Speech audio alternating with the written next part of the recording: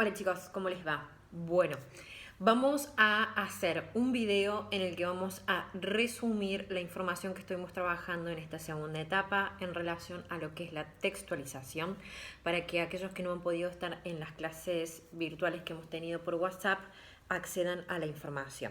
Bien, para que más o menos comprendan, ¿sí?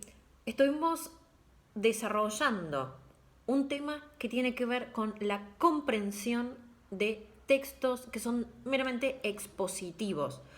¿Con qué intención? Para que lo sepan, porque vamos a trabajar con textos que pertenecen a otras materias, ¿sí? Textos que les dan en otras materias en el mismo año, con la intención de comprender esos textos, ¿sí? Así ustedes pueden trabajar bien y no estar complicados en lo que corresponde a comprensión de textos y producción de textos. Primero vamos a trabajar con comprensión y después producción. ¿Ok? Bien. Primera data que obtuvimos es que vamos a estar viendo textos expositivos. Porque si la profesora de biología les da un texto, ese texto va a ser expositivo. Si la profesora de historia les da un texto, ese texto va a ser expositivo. ¿Sí? Y entonces comenzamos a trabajar con ¿qué es un texto expositivo? No me importa la definición formal, un texto expositivo es aquel. No, me importa que ustedes entiendan que está escrito por una persona especializada en el tema. Yo que soy de lengua, no podría escribir, a no ser que me esfuerce demasiado, sobre química, porque desconozco y posiblemente les brindo una información errada o errónea. Bien, escrito por personas especializadas en el tema, con la intención de brindar un conocimiento al lector sobre ese tema, o sea, brindar información, ¿sí? Un aporte, ¿sí? Sobre un conocimiento, ¿sí? Y esa persona que lo lee tiene el deseo de informarse un poco más sobre eso, ¿sí? Eso es como lo básico que necesitamos saber de un texto expositivo. Tiene un lenguaje que es objetivo, no es subjetivo, o sea, no está involucrada la valoración de la persona. Yo no voy a decir, yo creo que la fotosíntesis es el proceso por el cual... No, no es yo creo. O me parece que el sol... No, ¿sí? El sol es tanto, no es que me parece. No puedo decir yo creo que la Tierra es plana y les voy a dar esa información. No, ¿sí? Un texto expositivo es un lenguaje o utiliza un lenguaje adecuado, formal, objetivo y tiene una estructura. El texto tiene una estructura. La mayoría de los textos es que la estructura va generando como una progresión en la información desde un tema general, fotosíntesis, células, vertebrados, invertebrados, no sé, la Revolución de Mayo, un tema, y luego de manera progresiva subtemas, que lo que hacen es brindar aportes, ¿sí? Específicos a ese tema en particular, ¿sí? ¿Hasta ahora vamos bien? Bueno, un texto expositivo, chicos, está conformado por elementos paratextuales que nos ayudan a leer, ¿sí? El título es uno, la fuente, o sea, de dónde viene, quién lo escribió, si lo saqué del diario, si lo saqué de un manual, si lo saqué de la revista científica, ver más allá, si es del año 2000, si es del año 1989. La fuente es importantísimo. Y ahora vamos a hablar de otro tema que vimos en la segunda clase virtual, que es el contexto. Y presten muchísima atención.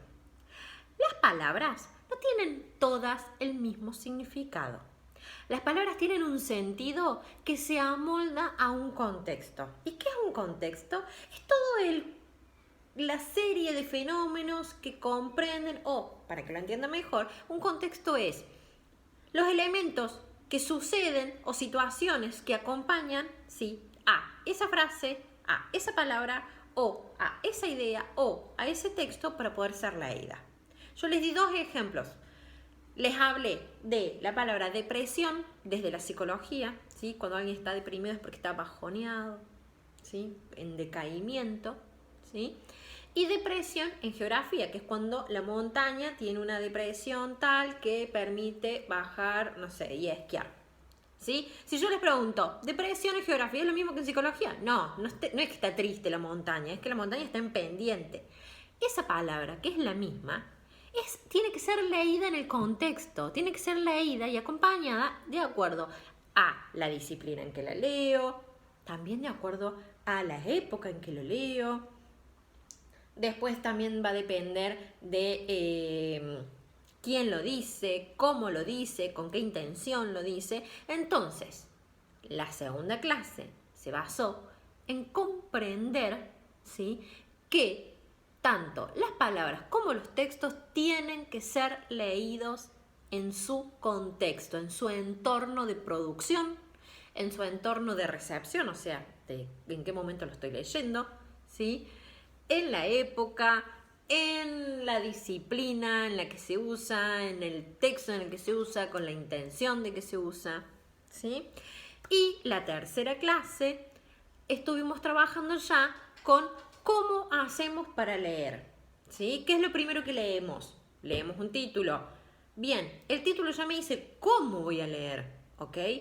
Si el título me dice La Revolución de Mayo, causa, fenómenos, yo entonces tengo que agarrar, ¿sí?, y entender en mi lectura que eso que estoy por empezar a leer tiene que ir por donde el título me lo propone, ¿sí? Estoy viendo que...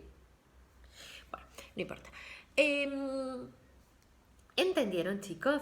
Eso vimos las 3 clases. La tercera, trabajamos con un texto.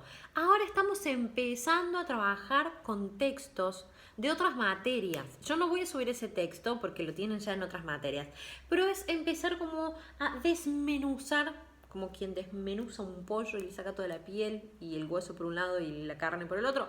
Bien, desmenuzar el texto. Aprender a leer un texto para después poder aprender a escribir un texto. ¿Ok? Los quiero, besote.